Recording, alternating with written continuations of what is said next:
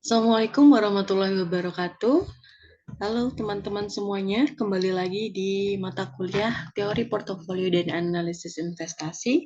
Hari ini kita akan belajar terkait dengan Capital Asset Pricing Model atau CAPM ya. Kemudian yang kita pelajari pertama kali itu adalah konsep dasar dari Capital Asset Pricing Model atau CAPM. Jadi sebenarnya CAPM ini dikenalkan oleh William F. Sharpe pada tahun 1960 ya. Nah, CAPM ini adalah model ya yang menghubungkan antara tingkat return dengan yang ini ya, tingkat return yang diharapkan dari suatu aset beresiko dengan resiko dari aset yang ada pada kondisi pasar yang seimbang. Seperti itu. Nah, kemudian di sini juga ada pengertian dari Jack Flaners bahwa CAPM itu teori penilaian resiko dan keuntungan aset yang didasarkan pada koefisien beta. Masih ingat ya, beta yang kemarin kita pelajari. Kemudian kalau misalkan di CAPM itu ada beberapa asumsi ya, ada 6 di sini ya. Yang pertama, investor mengevaluasi. Yang pertama ini, investor mengevaluasi portofolio dengan melihat return yang diharapkan dan simpangan baku untuk satu periode. Kemudian yang kedua, investor ini tidak pernah puas.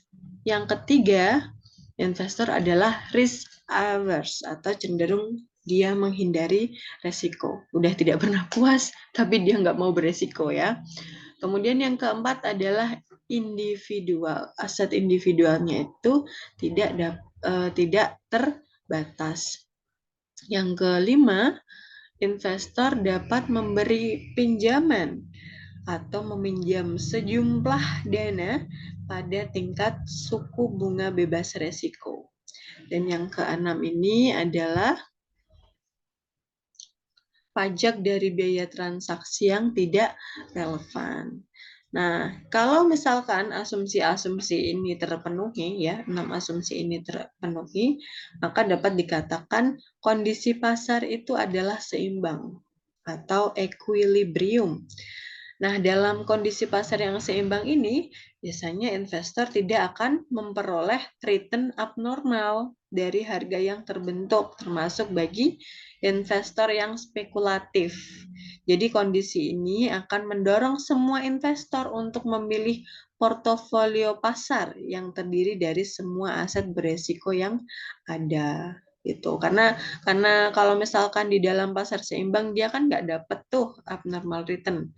Maka kalau investornya itu akan mencari alternatif yaitu mencari aset yang beresiko karena perlu diingat ya high risk high return. Kemudian portofolio pasar tersebut akan berada pada garis permukaan yang efisien atau efficient frontier dan sekaligus merupakan portofolio yang optimal. Jelas ya? Nah, CAPM bisa kita cari dengan rumus ini, RI, di mana RI itu adalah return saham I, kemudian RF, return investasi I, bebas beresiko atau risk free ya, sama seperti yang kemarin kita sudah pelajari. BI atau beta saham I itu adalah resiko sistematik, kemudian dikalikan dengan RM min RF. Return pasar, M-nya itu adalah market ya teman-teman, dikurangi dengan risk free-nya tadi. Itu untuk persamaan pertama.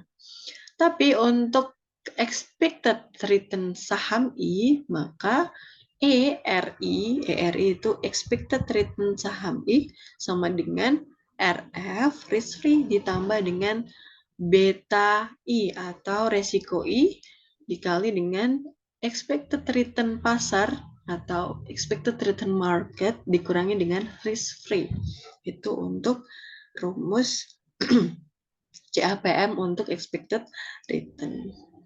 Nah, ini ya beberapa resikonya untuk resiko sistematik yang kemarin kita sudah pelajari. Tetapi di sini ada kalau misalkan beta lebih besar dari 1 itu menunjukkan harga saham lebih mudah berubah dibandingkan dengan indeks pasar.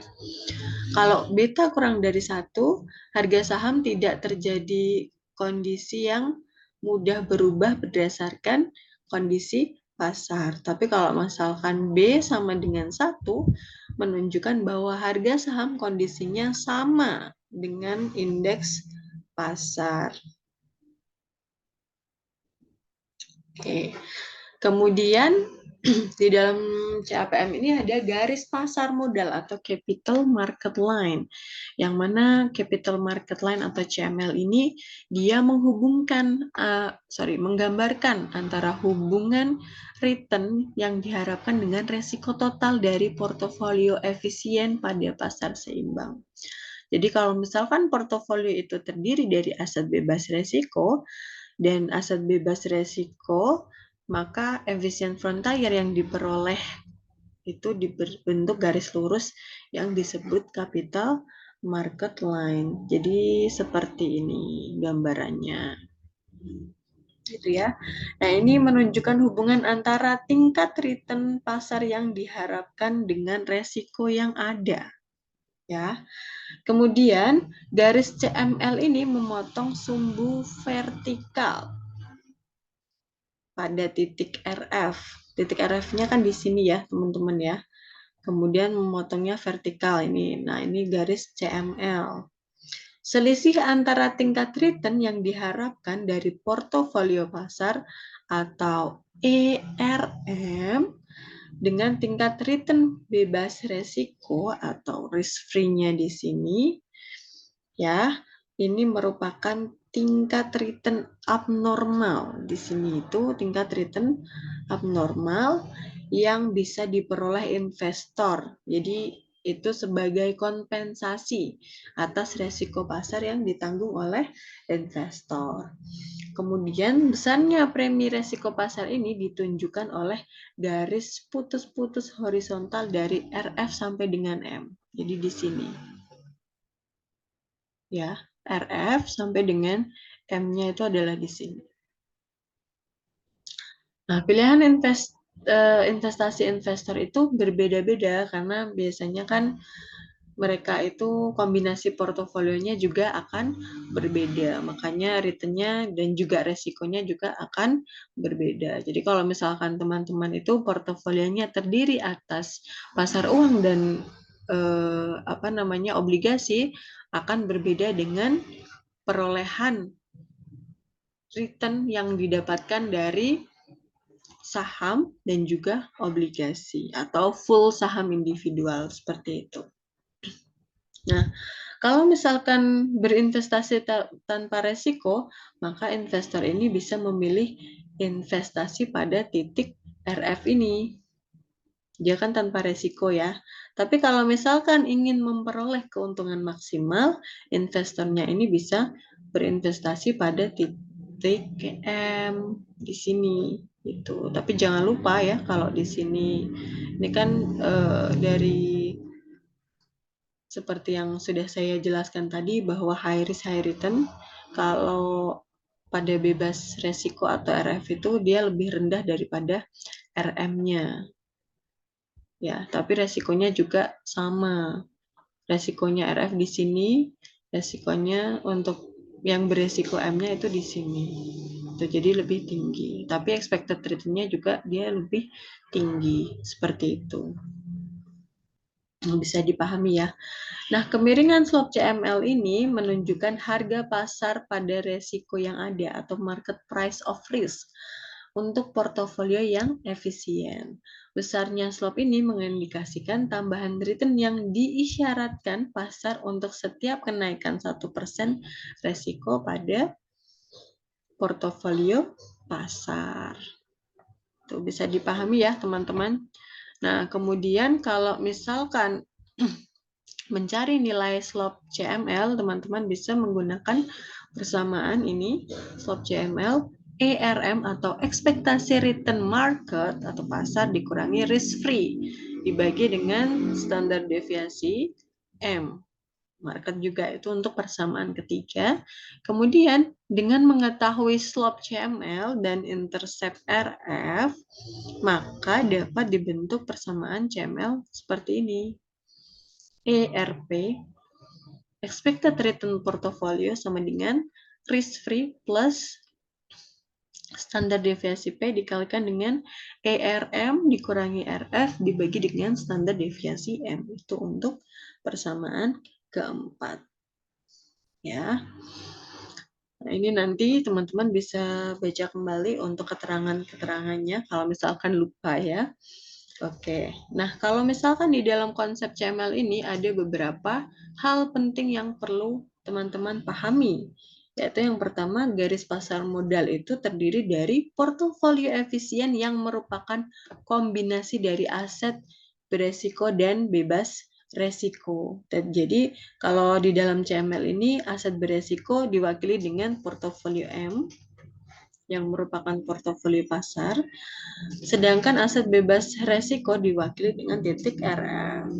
Hampir sama ya seperti yang kita pelajari di minggu lalu. Nah, slope CML ini cenderung positif karena adanya asumsi bahwa investor bersifat risk averse ya. Ini berarti bahwa investor hanya mau berinvestasi pada aset yang berbasis resiko hanya jika memperoleh return yang tinggi. Jadi investor itu mau nih berinvestasi di bebas resiko kalau misalkan return yang didapatkan itu tinggi. Karena dia profilnya adalah risk averse ya. Kecuali kalau memang dia itu risk takers ya, maka dia tidak mempertimbangkan yang bebas risiko karena dia acuannya adalah return yang lebih tinggi. Maka kalau semakin tinggi risiko suatu investasi, maka semakin tinggi pula tingkat return yang diharapkan oleh investor. Nah, berdasarkan data historis, adanya resiko akibat perbedaan return aktual dan juga return yang diharapkan akan dapat menyebabkan slope CML menjadi negatif. Kalau slope negatif itu terjadi kalau misalkan tingkat return aktual portofolionya pasar lebih kecil dibandingkan dengan tingkat tingkat keuntungan bebas resiko atau RF. Nah, garis pasar modal dapat digunakan untuk menentukan tingkat return yang diharapkan untuk setiap resiko portofolio yang berbeda gitu. Nah, di sini ada garis pasar sekuritas atau security market line. Kalau CML itu tadi kan dia syaratnya pasar yang equilibrium ya dalam perhitungan return dan resiko. Untuk menggambarkan hubungan expected return dan risk-nya atau resikonya bagi portofolio yang tidak efisien maupun sekuritas individual, kita menggunakan Security Market Line atau SML. Di sini SML itu ya garis yang menghubungkan antara tingkat return yang diharapkan dari suatu sekuritas dengan resikonya, resiko sistematis ya atau beta. Nah, kontribusi masing-masing aset ini terhadap resiko portofolio pasar dipengaruhi oleh besarnya kovarian aset terhadap portofolio pasar. Kalau misalkan di sekuritas individu, misalnya teman-teman itu punya saham individual ya, kayak Astra atau Telkom, atau perbankan lainnya, tambahan expected return ini terjadi dari penambahan resiko sekuritas yang diukur dengan beta. Nah, perhitungan kontribusi sekuritas terhadap resiko ini bisa dihitung dengan standar deviasi I M ya, dibagi dengan standar deviasi dikuadratkan M. Di mana standar deviasi IM ini adalah kovarian sekuritas dengan portofolio pasar. Nah, untuk return yang diharapkan dari suatu sekuritas dapat kita perkirakan dengan rumus ini. expected return, P itu ada portofolio, kemudian RF plus standar deviasi dari P dikali dengan ERM min RF dibagi dengan standar deviasi M. Itu. Nah, ini ada 1 dan juga persamaan 2. ERI sama dengan RF ditambah ERM dikurangi RF dibagi standar deviasi M dikali dengan standar deviasi IM dibagi standar deviasi M. Jadi digabungkan ya dengan yang perhitungan kontribusi sekuritas yang di atas ini. Nah, ini. Jadi persamaan 2-nya adalah RF plus beta I dikali dengan ERM min RF untuk model sederhananya. Oke. Resiko sekuritas, teman-teman jangan lupa bahwa resiko sekuritas itu ditunjukkan pada nilai beta ya. Beta ini menentukan besaran return ekspektasi untuk sekuritas individual dengan argumentasi bahwa resiko tidak sistematik atau unsystematic risk itu cenderung hilang dan resiko yang relevan hanyalah resiko sistematik atau sistematis risk yang diukur dengan beta. Teman-teman masih ingat ya perbedaan antara resiko sistematik dan juga tidak sistematik. Nah, resiko tidak sistematik ini bisa dihilangkan dengan melakukan portofolio efisien, sedangkan resiko sistematik tidak dapat dihilangkan dengan portofolio, ya. Resiko sistematik ini resiko fundamental, yang mana dia itu melekat ya pada sekuritas yang membedakan resiko satu sekuritas dengan sekuritas yang lainnya. Beta pasar itu memiliki nilai 1. Nah, kalau misalkan gimana kalau betanya itu lebih kecil, nilai betanya itu lebih kecil dari 1, ya maka dapat dikatakan dia itu memiliki resiko yang lebih rendah dibandingkan dengan resiko pasarnya. Dan sebaliknya, kalau misalkan lebih besar dari 1, maka resiko sistematiknya ya lebih besar juga gitu. Nah, ini gambarnya ya untuk SML. Di sini resiko aset lebih besar dari pasar. Dan di sini di bawahnya sini resiko aset kurang dari atau lebih kecil dari pasar. Di sini adalah resikonya yang sumbu X-nya ini adalah resiko, sumbu Y-nya ini adalah expected return. Yang posisi bebas resikonya di bawah sini. Selalu ya di bawah expected return-nya. Di bawah resiko asetnya. Nah, kita masuk ke contoh soal ya, teman-teman. Di sini ada 2 proyek A dan juga proyek B atau kita sebutnya proyek 1 dan juga proyek 2.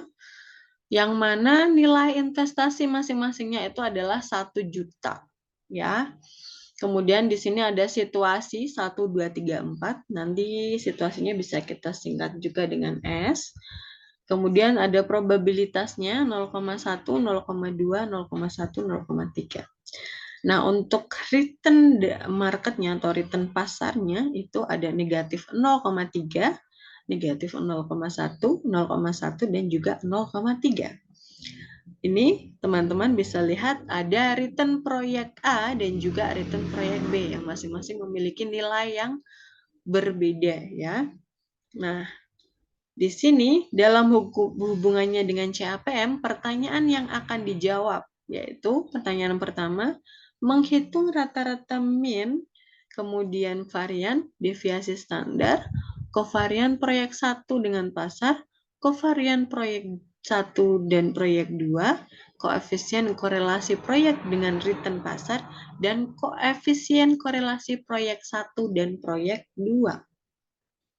Perlu dipahami ya, teman-teman, untuk membaca soal itu harus dipahami, kalau enggak pasti akan ada yang miss ya.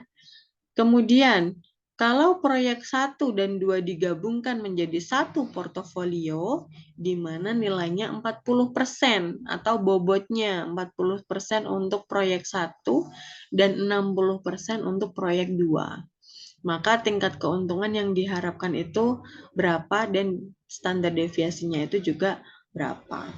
Nah, yang ketiga, dengan RF 0,04 hitunglah SML dan gambar dalam satu grafik. Jadi yang pertama itu garis pasar surat berharga atau security market line SML, gambar titik-titik proyek 1 dan 2 itu untuk pertanyaan yang kedua. Nah, kita langsung aja pelajari cara penyelesaiannya seperti apa. Jangan lupa untuk pertanyaan pertama tadi kita cari min, varian, dan juga deviasi dari masing-masing portofolio dan juga yang pasarnya ya. Yang ini yang pertama kita menghitung dari pasarnya dulu. S-nya ini adalah situasi, kemudian ada situasi 1, 2, 3, 4. Probabilitasnya di sini juga sudah ada ya di soal tadi. Nah, ini probabilitas. Kemudian RM-nya kita dapatkan dari soal juga, ini min 0,3 sampai dengan 0,3 itu untuk yang return pasarnya ya. Nah, caranya adalah dengan teman-teman mengalihkan probabilitasnya ini dengan return-nya. Jadi 0,1 dikali dengan negatif 0,3. Hasilnya adalah negatif 0,03. Ya. Kemudian situasi kedua, 3 dan juga 4 semuanya harus dihitung ya. Jadi probabilitas 1, 2, 3, 4 dikali dengan return pasarnya 1, 2, 3, 4. Hasilnya adalah ini. Itu untuk langkah pertama. Kemudian setelah kita dapatkan semuanya, kita jumlahkan dari 0,03 ini sampai dengan 0,12 yang mana kita dapatkan RM atau expected return ya, ini ya dilambangkan dengan garis atas RM.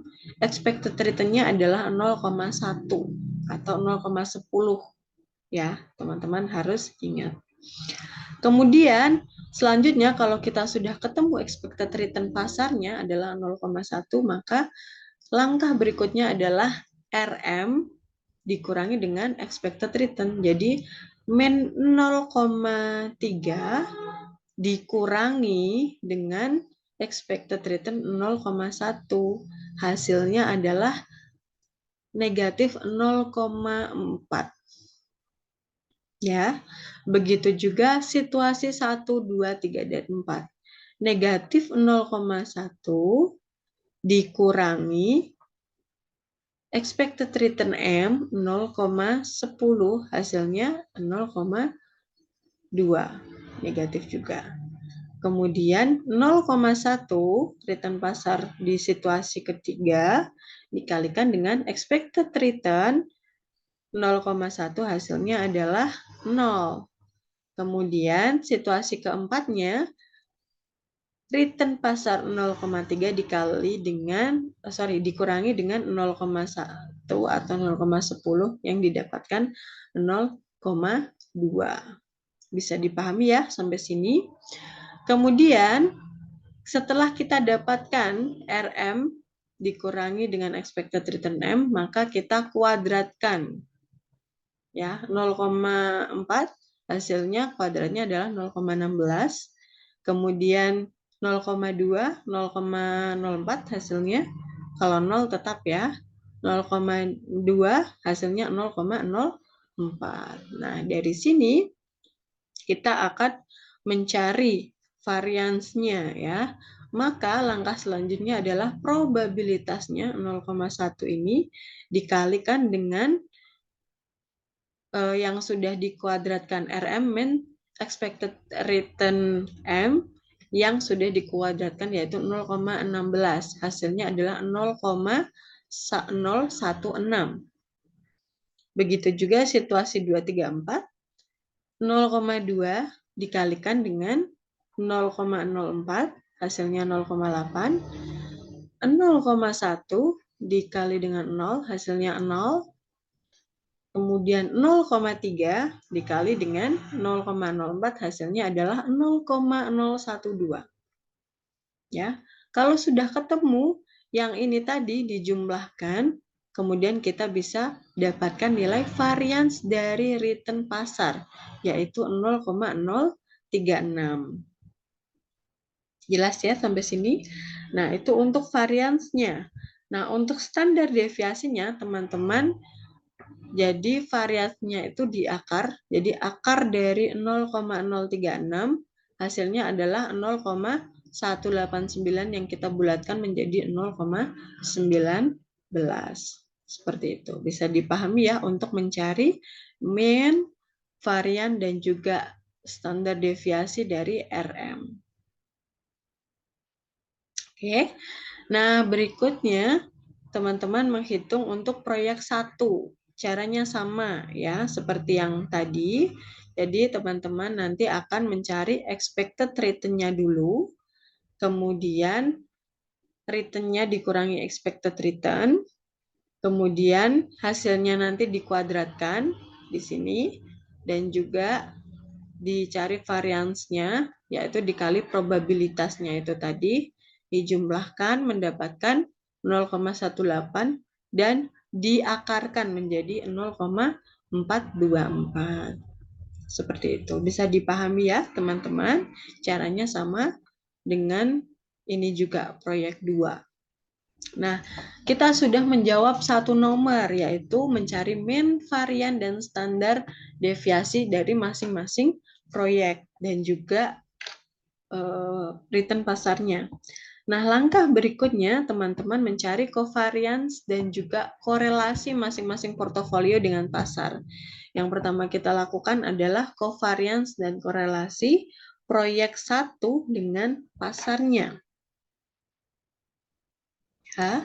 Nah, di sini situasinya masih sama, ada situasi 1, 2, 3, 4.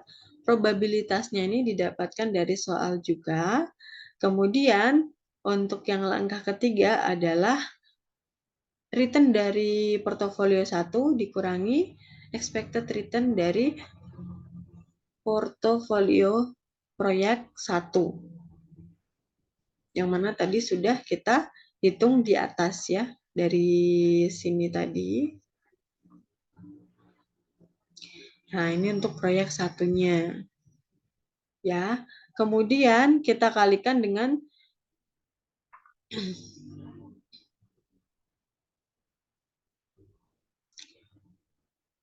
return pasar dikurangi expected return pasar yang sudah kita hitung juga di bagian mana tadi? Ini. Ya, di sini. Oke, jelas ya, teman-teman. Kemudian yang berikutnya kita cari kovariannya. Kovariannya itu didapatkan dari perkalian proyek 1 dengan pasar, yang mana di sini 0,6 dikali dengan 0,4. 0,6 dikali 0,4 hasilnya 0,24. Nah, kemudian berikutnya negatif 0,4 dikurangi negatif 0,2 hasilnya 0,08. Begitu juga seterusnya sampai dengan situasi keempat 0,5 dikali 0,2 hasilnya adalah 0,10 atau 0,1. Nah, probabilitasnya kita masukkan probabilitas ini, bentar saya hapus biar nggak bingung. Probabilitas di sini dikalikan dengan kovariannya 0,1 dikalikan dengan 0,24 yang hasilnya adalah 0,024. 0,2 dikalikan dengan 0,08 hasilnya 0,016. 0,3 dikalikan 0 hasilnya 0. Dan yang terakhir 0,4 dikalikan dengan 0,1 hasilnya adalah 0,4. Nah, kemudian kita jumlahkan ya untuk probabilitasnya itu tadi hasilnya adalah 0,086. 8. Jadi kovarian proyek 1, kovarian korelasi proyek 1 dengan pasarnya adalah nilainya 0,08. Bisa dipahami ya. Kemudian berikutnya kita hitung untuk korelasi proyek 1 dengan pasar.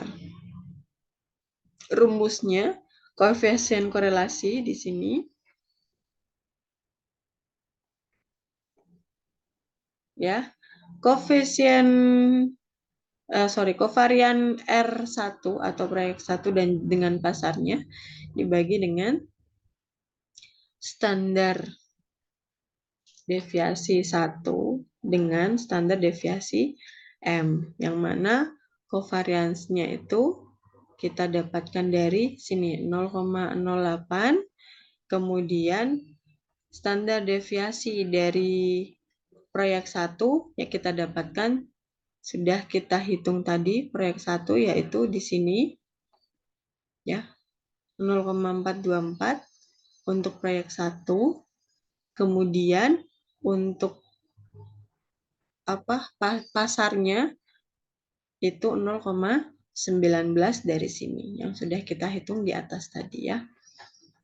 Jelas ya teman-teman? Maka hasilnya adalah 0,993. Ini hasilnya ya. Untuk korelasi proyek 1 dengan pasarnya. Oke. Nah, setelah teman-teman ketemu untuk kovarian dan korelasi proyek 1 dengan pasar, dengan cara yang sama teman-teman menghitung untuk proyek yang kedua. Caranya sama. Jadi yang R proyek return untuk proyek kedua dikurangi expected return proyek kedua yang sudah kita hitung dari langkah awal itu dikalikan dengan pasarnya, return pasar dikurangi expected return pasar di sini.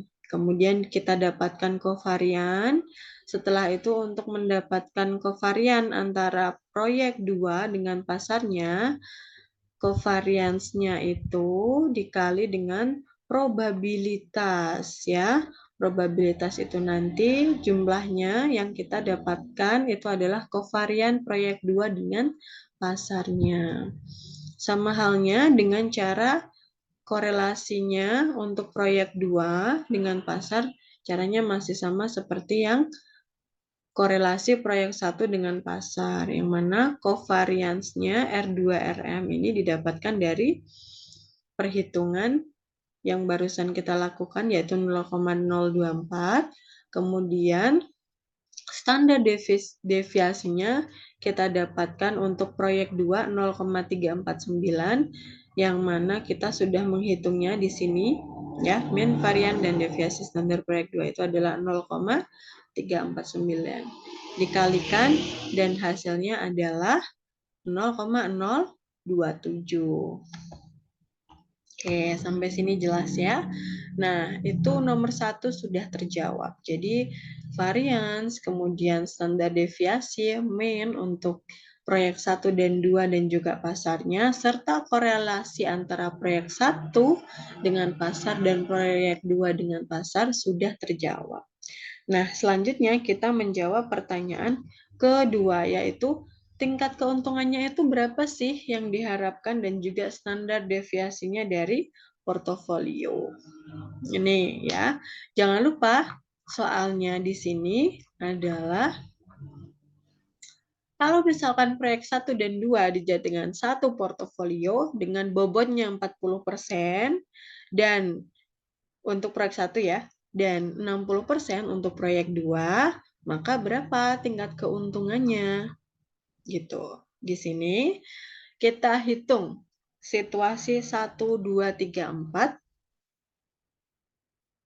Ya, situasi 1, 2, 3, 4. Kemudian return dari proyek satunya yang sudah ada di atas.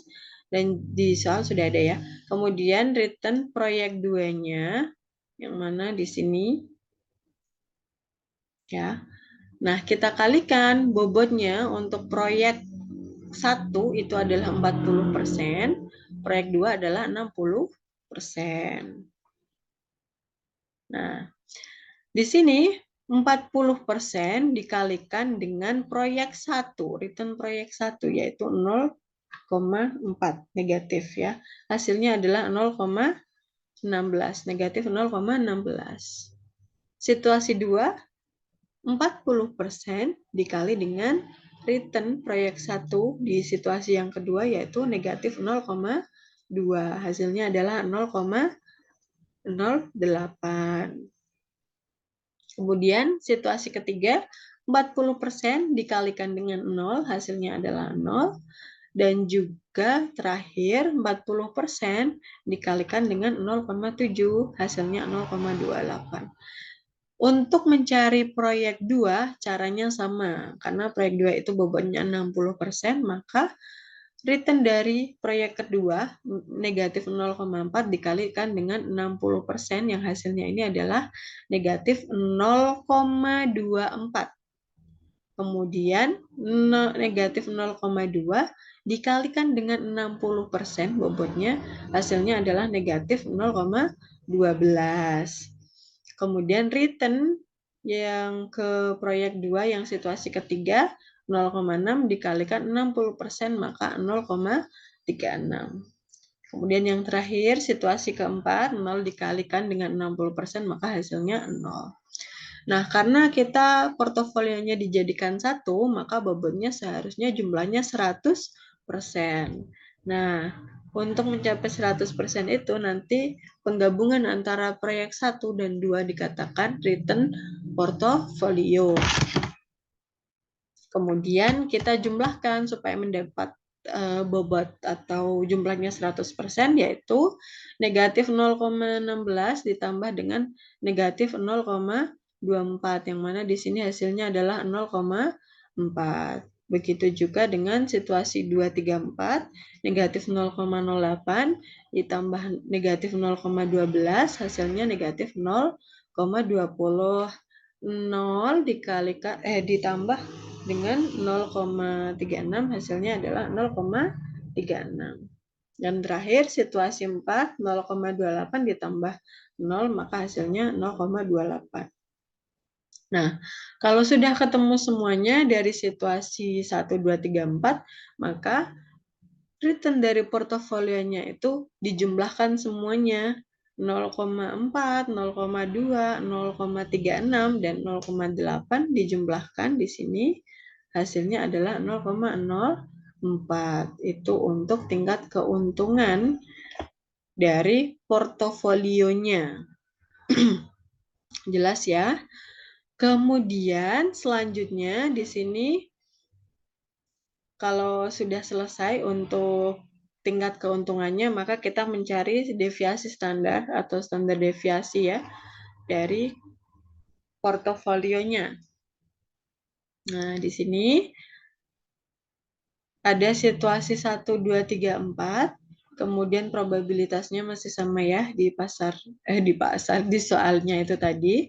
Kemudian return portofolionya sudah kita dapatkan 0,4, 0,2, 0,36, 0,28, yang mana kita dapatkan dari barusan yang kita hitung dari sini ya teman-teman ya, return portfolio. Kemudian selanjutnya kita mencari expected return dari portofolionya. Tapi kalau sudah kita dapatkan ya tinggal kita kalikan dengan probabilitasnya 0,1 dikali dengan negatif 0,4, hasilnya 0,040.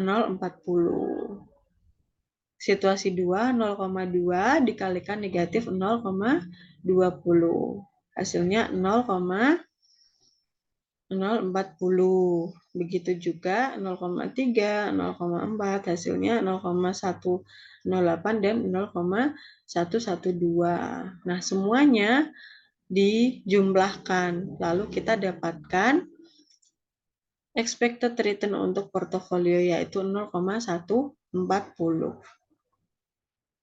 Ya. Kemudian selanjutnya dari return-nya itu tadi dikurangi expected return. Jadi 0,40 ya dikurangi 0,140, hasilnya adalah negatif 0,54. Jadi caranya sama seperti pas kita nyari standar deviasi untuk pasar, kemudian proyek 1 dan proyek 2. 0,20 dikurangi 0,140, hasilnya negatif 0,34. 0,36 dikurangi expected return 0,140, hasilnya 0,22. 0,28 dikurangi 0,140, hasilnya 0,14. Seperti itu ya. Nah, untuk hasilnya ini kita kuadratkan ya, caranya sama seperti yang tadi sudah saya sampaikan di awal. Kemudian kita dapatkan nilainya seperti ini.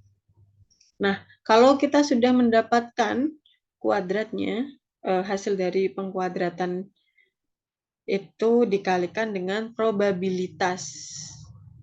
Ya. Jadi 0,1 dikalikan dengan 0,292, hasilnya 0,025.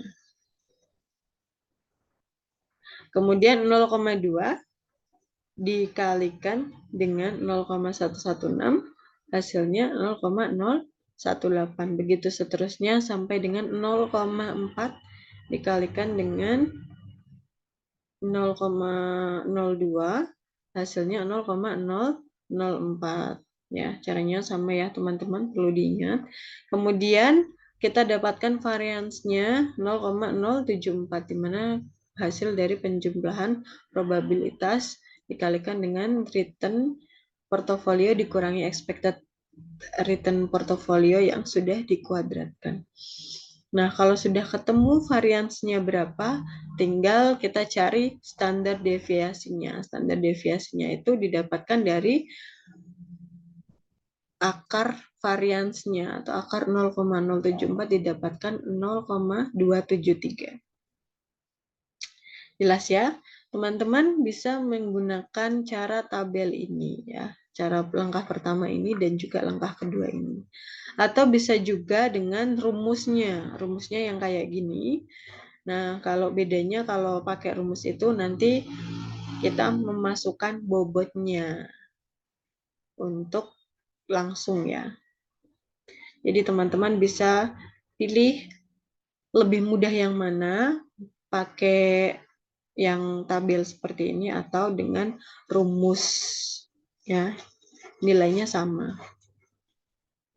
0,07464. Yang ini 0,07464, 0,074. Nilainya sama. Oke. Kemudian untuk standar deviasinya P, ini kan juga sama ya hasilnya di sini. Menggunakan tabel 0,273. Kemudian kalau pakai rumus, ini hasilnya 0,273. Gitu. Jadi terserah teman-teman mau menggunakan cara yang mana. Yang penting teman-teman bisa paham dan mudah ya. Kemudian yang berikutnya kita akan mencari garis pasar surat berharga atau SML. Yang mana tadi kan sudah ada rumusnya ya, RI sama dengan RF ditambah beta I dikalikan dengan RM min RF. Yang ini. Ya. Kemudian kita dapatkan hasilnya yang ini. 0,04 untuk RI-nya. Kemudian untuk betanya 2,22. Betanya dari mana? Dari sini. 0,08 dibagikan dengan 0,19, yang mana 0,8 ini adalah covariance dari RI dikalikan RM, kemudian yang 0,19-nya ini adalah variance RM, yang tadi kita sudah hitung menggunakan tabel. Jadi teman-teman ini sudah ketemu untuk betanya ya. Kemudian kita tambahkan dengan RI-nya itu tadi. RF-nya. Hasilnya adalah 0,17. Kemudian untuk proyek kedua adalah 0,08. Nah, dari situ kita bisa menggambar garis security market line-nya atau SML-nya yang seperti ini. Ya. Nah, di sini ada proyek 1 dan juga proyek 2, yang mana sudah kita hitung barusan. Proyek 1 di sini untuk betanya adalah 2,22, kemudian expected return-nya itu adalah 0,17, kemudian untuk proyek 2 0,67, dan expected return-nya adalah 0,08. Kemudian kita baru bisa menarik garis lurus SML. Gampang ya, bisa dipahami ya teman-teman ya.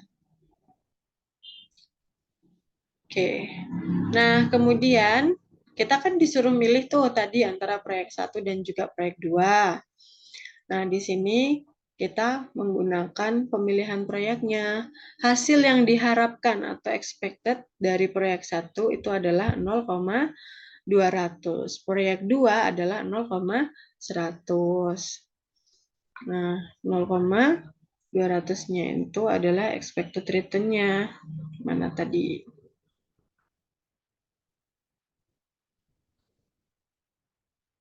Nah, ini untuk proyek 1 didapatkan dari sini ya, yang sudah kita hitung tadi, expected return-nya untuk proyek 1 0,20 atau 200, tergantung teman-teman membulatkannya seperti apa ya. Kemudian untuk proyek 2, kita dapatkan expected return-nya dari sini 0,100 atau 0,1. Gitu ya, bisa dipahami ya.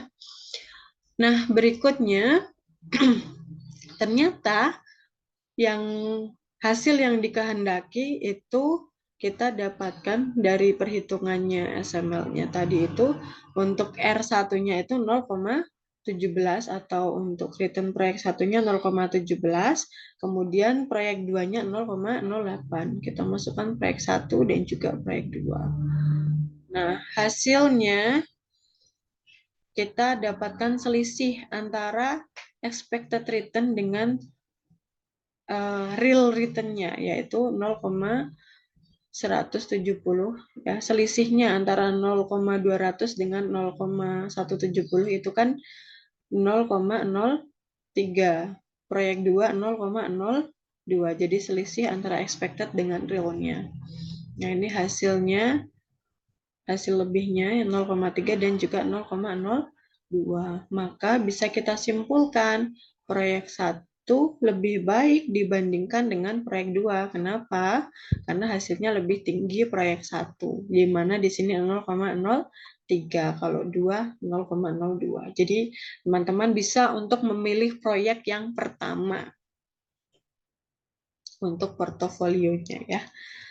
Oke, itu untuk perhitungannya, penyelesaiannya. Untuk latihan teman-teman bisa untuk menghitung. Di sini ada 12 pengamatan untuk tingkat keuntungan saham, ada AALI, BMTR, dan juga Hero. Dan di sini ada indeks harga sahamnya, yang mana di sini adalah sebagai acuannya, atau kalau yang di soal tadi adalah pasarnya ya.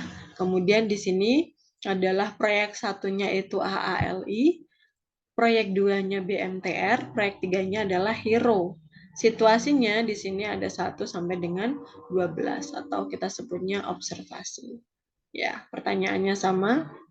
Alfa untuk setiap saham, beta untuk setiap saham, standar deviasi, koefisien korelasi, dan juga tingkat keuntungannya rata-rata yang barusan kita pelajari yang ini. Oke teman-teman, itu untuk capital asset pricing model. Silakan teman-teman untuk mengerjakan soal latihannya. Kalau masih ada yang tidak jelas, mungkin bisa ditanyakan dengan Bu Hidayah. Terima kasih. Wassalamualaikum warahmatullahi wabarakatuh. Sampai jumpa di pertemuan berikutnya.